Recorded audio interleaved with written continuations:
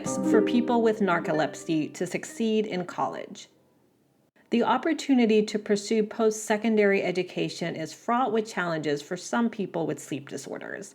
From concerns about inadvertently keeping roomies awake with loud snoring, to being unable to wake for early morning classes, colleges and other places of higher education can feel a little intimidating for your patients.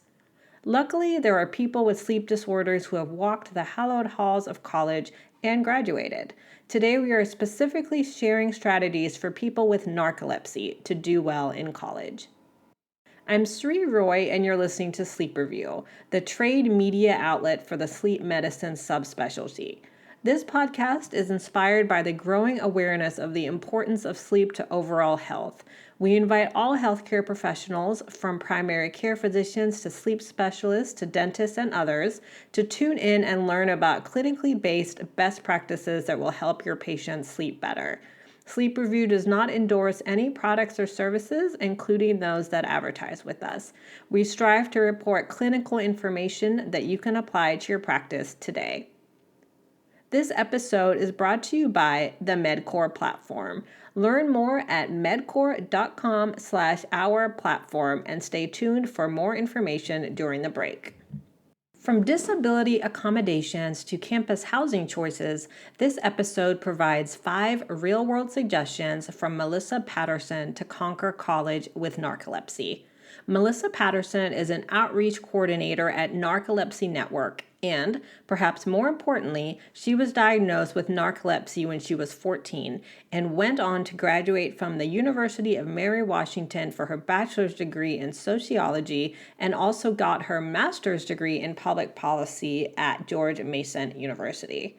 You can get the print article this podcast is based on at www.sleepreviewmag.com and search for the headline, Tips for Conquering College with Narcolepsy. The direct URL is www.sleepreviewmag.com/conquering college narcolepsy with the hyphen between conquering and college. Tip number 1. Only mention narcolepsy in your application if it's obvious. When applying to post-secondary schools, mention narcolepsy if it's obvious in your high school transcript. Patterson shares that she had to explain her grades from freshman year when she nearly failed algebra. If you use it in a college essay, use it as a story of personal growth, not as an excuse. But if it's not obvious, Patterson's advice is that you do not need to mention it. Tip number 2, request course accommodations. The more accommodations you can get from your college's Office of Disability Services, the better. It's generally easier to not use the accommodations that you have than to try to get accommodations added later. So what are the common accommodations for people with narcolepsy? Patterson says priority scheduling is a big one. That means the person with narcolepsy is the first to sign up for classes, so they can pick the times of day when they are most alert.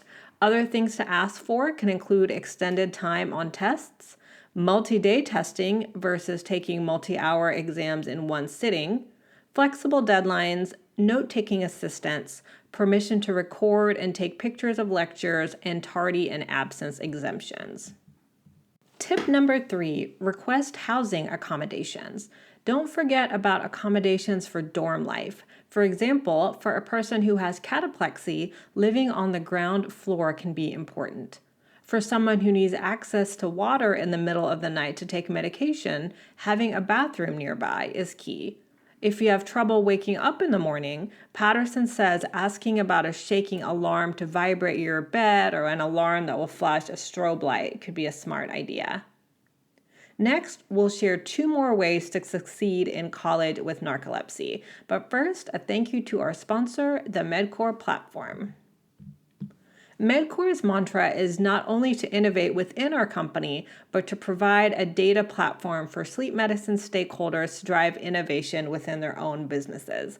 Gain access to hundreds of core data sources, including medical journals, blogs, social media conversations, advertising, emails, and articles. Start leveraging device market insights across your enterprise to make informed decisions at every level today.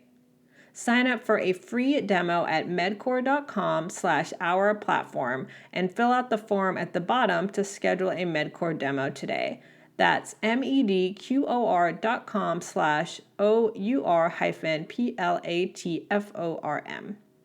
Okay, now here's your next tip. Tip number 4, be adaptable and be self-motivated. Key not only for college, but also for the professional life that college is training a student for, is being flexible, adaptable, and having a good sense of self-motivation, says Voice of Experience Melissa Patterson. You have to be able to turn down the invitation to laser tag to write a term paper ahead of time because you can't pull an all-nighter, she says. Patterson works with her own strengths and weaknesses. For example, a weakness is if she sits and stares at a computer from 9 to 5, she knows she'll fall asleep. So she applies to jobs that allow for creativity, variety, flexibility, and autonomy.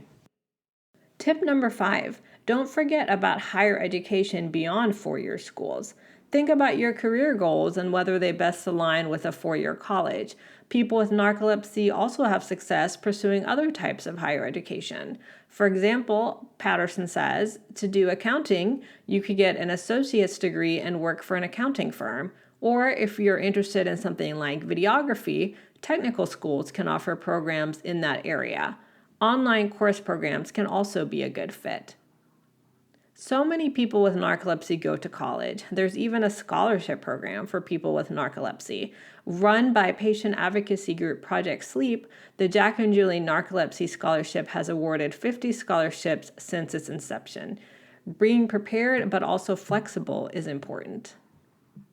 The biggest takeaway is to consider a person with narcolepsy's strengths and weaknesses and to ask for accommodations through the Office of Disability Services.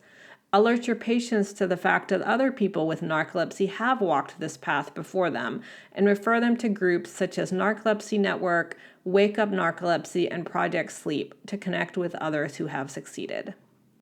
You've been listening to Sleep Review.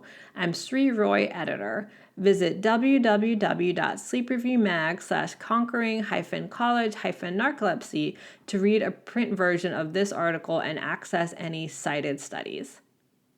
Remember to visit sponsor www.medcore.com/our-platform for a free demo. Tune in next week for more clinically based best practices that will help your patients sleep better.